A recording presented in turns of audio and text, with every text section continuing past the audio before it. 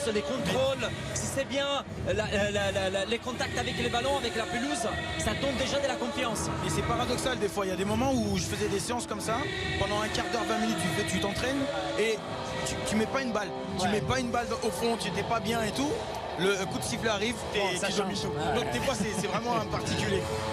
En tout cas on y est, on est à une demi-heure, un tout petit peu plus d'une demi-heure.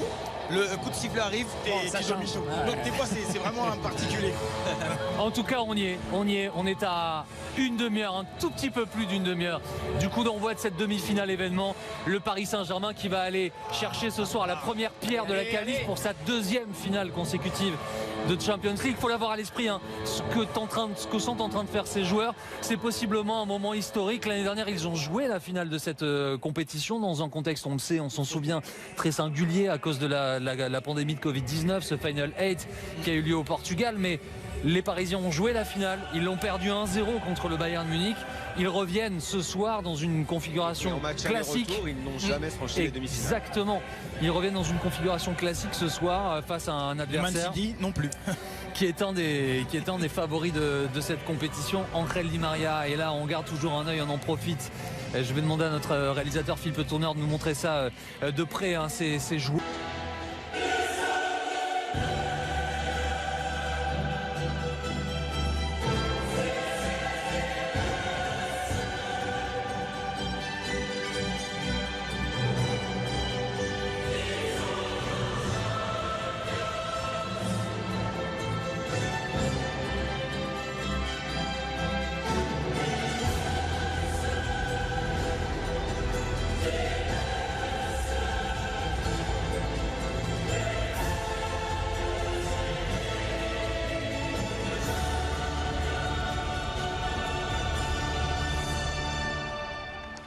Oh qu'on aime ce sourire en coin de Kylian Mbappé,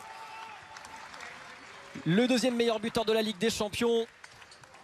Il n'est qu'à 2 longueurs d'Erling Haaland. La composition parisienne, la voici avec 2 demi-finales de Ligue des Champions consécutives, c'est grand, 2 finales à la suite.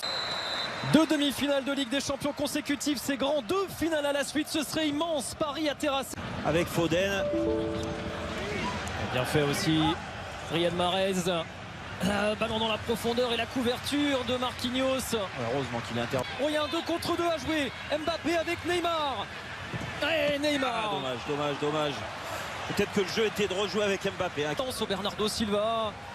La justesse des dribbles du Portugais. Action bien jouée. Ouais, Cancelo avait déserté son couloir. Dommage Florenzi là, de ne pas trouver Mbappé.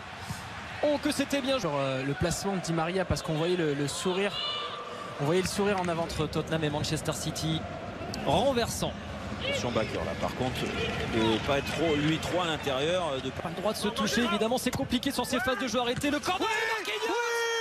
Le Marquinhos, le capitaine exemplaire. C'est l'homme qui tombe à pic, Marquinhos. Il est toujours là quand il faut pour mettre Paris sur le chemin de la victoire. Oh là là, magnifique, et encore une fois, c'est Di Maria qui débloque la situation. Quel ballon! Il a fouetté, on l'a senti depuis le début. C'est le joueur le plus actif, il fait beaucoup d'efforts. Il en a touché beaucoup. He found his home. You know, obviously he's had a few